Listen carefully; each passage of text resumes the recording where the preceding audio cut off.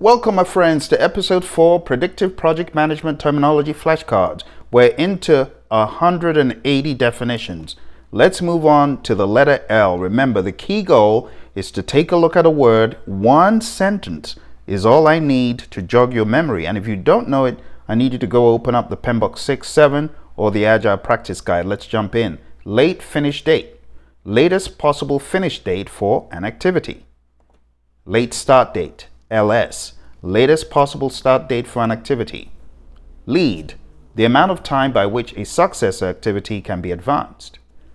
Lessons learned, knowledge gained for improving future performance. Lessons learned register, document recording knowledge gained during the project. Lessons learned repository, historical information on lessons learned. Level of effort, LOE, activity measured by the passage of time and not end effort. Now, this may sound a little bit nebulous, so let me break it down a little bit more.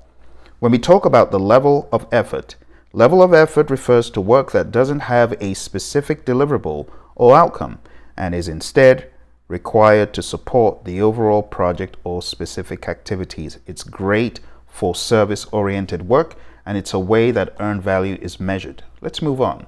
Life cycle. Stages of a project from start to finish. Log, a document used to record selected items in a process. Logical relationship, dependency between two activities or milestone.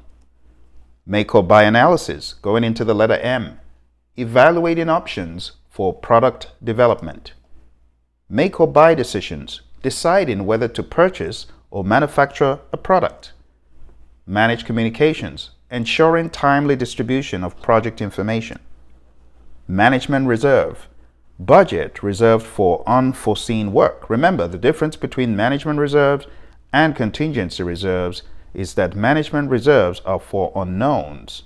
Contingency reserves are for things that we have already taken note of, but we don't have a risk approach in place to deal with those things, so we use a contingency. Think about it like this. An accept strategy for risk could be backed up with a fallback plan, a contingency plan. So we're accepting the risk. If this happens, then we're going to use the contingency. A contingency reserve is thought about in advance. Management reserves are not, and management reserves need management permission to be used. So even though it's a budget that's reserved for unforeseen work, it's budget that needs to be released into the baseline before it's used. Moving on, management skills. Abilities to plan, organize, direct, and control. Manage project knowledge. Using knowledge to achieve project objectives. Manage quality. Executing the quality management plan. Manage stakeholder engagement. It's a process working with stakeholders to meet needs. Manage team, a process tracking team performance and optimizing project performance. Mandatory dependency, contractually required or inherent relationship. You got to remember the different dependencies: mandatory, discretionary, mandatory, hard logic, discretionary, soft logic, preferred logic, or preferential logic. Master schedule, summary level project schedule. Matrix diagrams, quality management tool for data analysis. Matrix organization, project manager shares responsibility with functional managers. Methodology, a system of practices and procedures used in a discipline. Milestone, significant point or event in a project. Milestone schedule, schedule with planned milestone dates. Mind mapping, consolidating brainstormed ideas into a single map.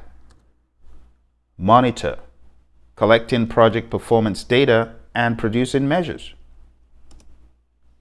Monitor and control project work, a process for tracking, reviewing, and reporting project progress. Monitor communications, ensuring information needs of project and stakeholders are met. Monitoring and controlling process group. This is the process group where there are processes to track project progress and initiate changes. Monitor risks, monitoring risk response plans and identifying new risks. Monitor stakeholder engagement, monitoring stakeholder relationships and engagement. Monte Carlo simulation, computer model analysis for a range of possible outcomes. Finally, in the letter M, we will end with multi-criteria decision analysis, analyzing and ranking many ideas using a decision matrix.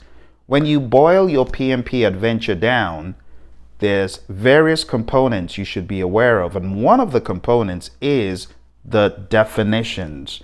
If you don't know the definitions, you can't solve problems where these definitions are, which is why we're going through all 500.